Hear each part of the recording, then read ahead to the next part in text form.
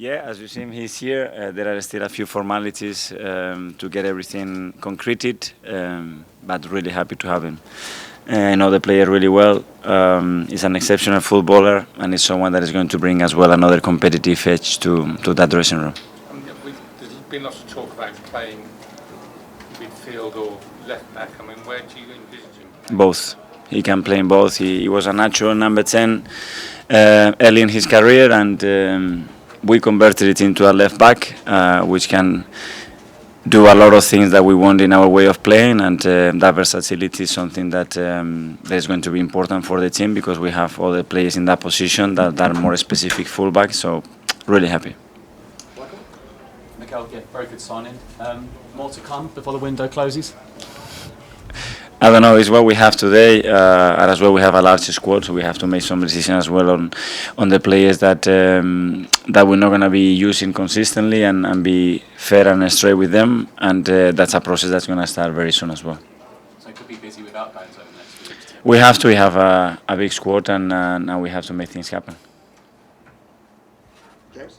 Can I just ask you about that versatility, Mikel? A lot of the players you brought in this summer, you know, if you think of Fabio or Gabriel and now Zinchenko as well, they can play in multiple positions.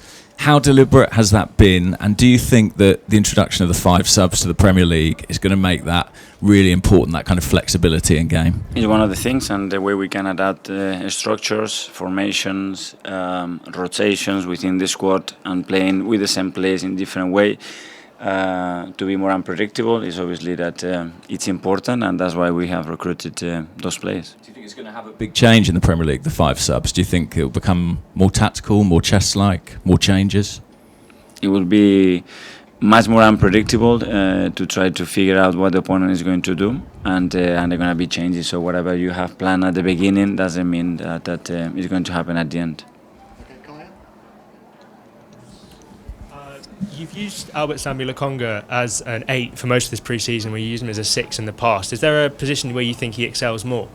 We are trying where he feels comfortable, where he can develop in the best possible way. He's really comfortable playing that position. And we want to try and see what he can bring in that position as well. It's true that now we are missing as well Emil and Fabio are not there. So that position was a little bit short, and he's done well. Is Lucas Torreira still with the camp? Lucas Torreira is our player, yes. Mikel, Eddie and Jesus together, again, quite some chemistry tonight. How often do you anticipate seeing them play together, and will you deploy them in a different way than perhaps, say, Alba and Laka played in the past? We want to build those relationships, and they haven't played a lot of minutes together yet. The same with Martin and Gavi, for example, and we have to start to do that. We obviously do it in training, but to put it in practice in matches, it's important, and you can see that they are finding themselves with good timings, and it's important because there are 2 players with a big goal threat. Mikel, I'm wondering if you could talk broadly about what these overseas tours bring to the side, preparing for the preseason, facing against MLS teams, and then just traveling together.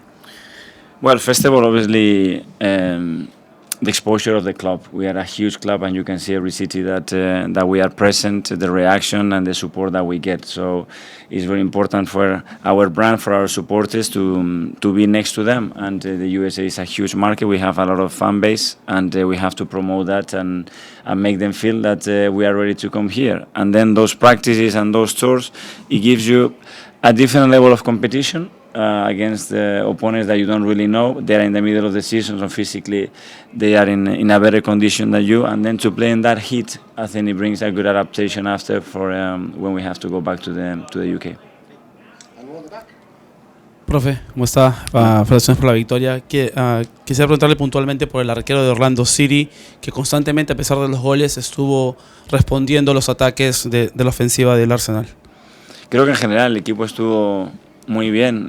Desde el principio nos pusieron problemas, estuvieron muy precisos, sobre todo con la presión alta nuestra, y nos generaron problemas con balones largos y con transiciones rápidas. Y creo que en la segunda parte, en cambio, el partido cambió, controlamos mucho mejor esos aspectos y fuimos mejores. Profe, buenas noches. Erwin Bustamante, Sport TV. Profe, ¿qué esperaba usted de este Orlando City? Llegar aquí a la Florida y encontrarse con un Chelsea también el sábado, a esos grandes fans que llegaron al estadio hoy a support Arsenal tonight. Gracias. Primero agradecerles el ambiente que han generado en el campo, las dos aficiones, que ha sido muy bonito para un partido de pretemporada, y luego el Orlando, pues lo que había visto antes, un equipo con mucha dinámica, con mucha rotación, muy peligroso en las transiciones, y que nos ha hecho sudar, sobre todo en esta humedad, y eso que hemos tenido algo de tormenta y se ha retrasado el partido, pero es verdad que las condiciones climatológicas no son las mismas que en Inglaterra, y al equipo le ha costado un poco arrancar en cuanto al ritmo. Okay, last two now. Firstly, James. Mikel, William Saliba's only got 2 years left on his deal. He might be in the club already for 2 years. Is there a plan to extend his current deal? We always have a plan, and when we have to execute it, that's a different story. And football is a really funny game, but we are really happy to have him. You can see the way he's adapted, the way he is mature, and he's playing well, and we are delighted to have him. And finally. Hi, Mikel. Hi. With the season starting in a few weeks, is there a target? Obviously, we just missed out on top 4 last season. Can we say a realistic target of top 4 and above next season? Our target at this club is to win competition. It cannot be anything else than that. And the way we are building the squad is to achieve that. Today we are still in pre-season. The window is not closed. The squad is not closed, and we will set our targets internally, but they won't be at the end of the season. Will be much shorter, because that's still too far, and a lot of things will happen. Oscar, if you could open with general thoughts on tonight's game, especially against an opponent like Arsenal. Well, I was happy to see a very enjoyable game for the fans, and against a fantastic rival. And we brought it here to Orlando and compete with them and in front of our fans. That was very good. A lot of good things happened to us, a great experience for the boys. We know that we have our heads on the league. In 2 days we need to compete. We have our head in the semi-final that is coming as well. But today the boys understood the message of taking care of this one game, and it was important for our people too, and we didn't want to disappoint, and they did a fantastic job. So we're proud and ready to move on for the next one. Good things. Congratulations, Michael.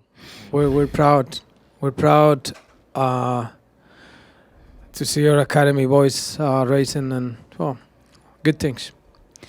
We'll go down the line here, guys. Just make sure we address who we have the question for. So go to Michael first.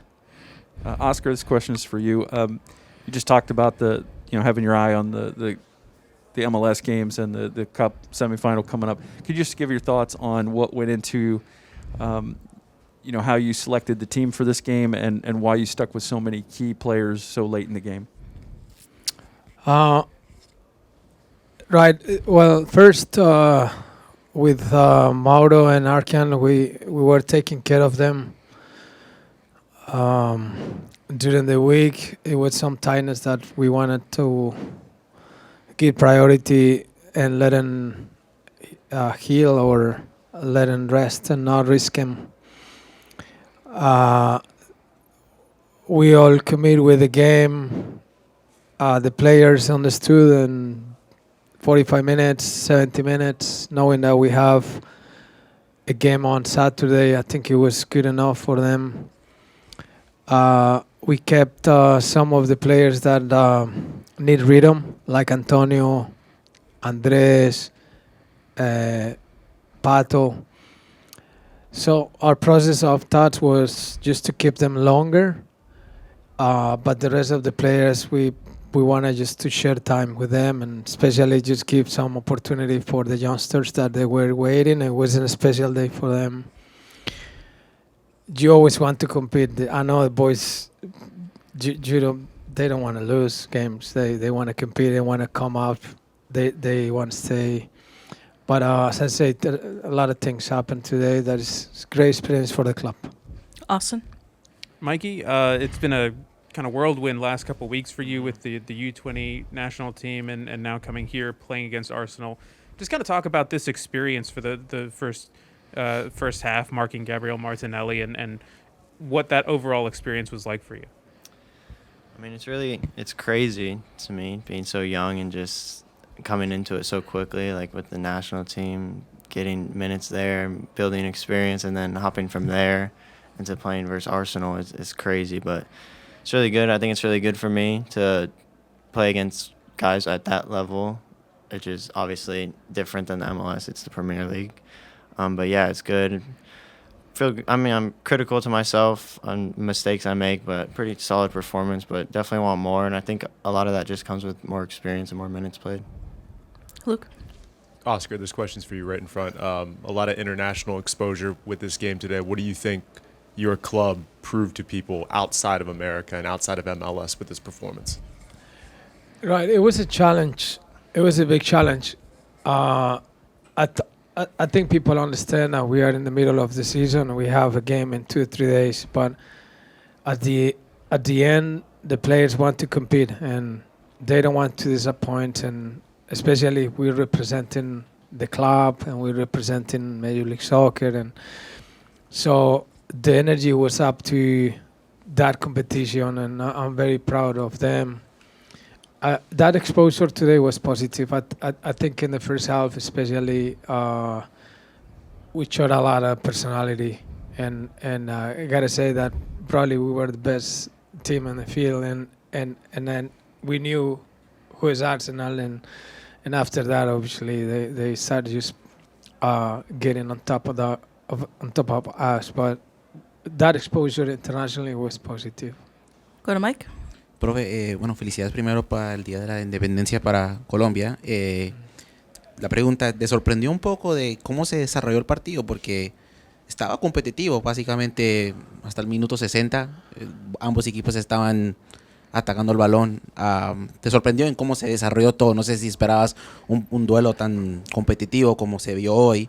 Y for Mikey, obviously you were just with the under-20 national team. How has that experience kind of served as a springboard to kind of keep up with that form that you're looking to sustain for the rest of or for this second half of the season? Right, the 60 minutes were very bright for the match, for the people. I think they enjoyed it.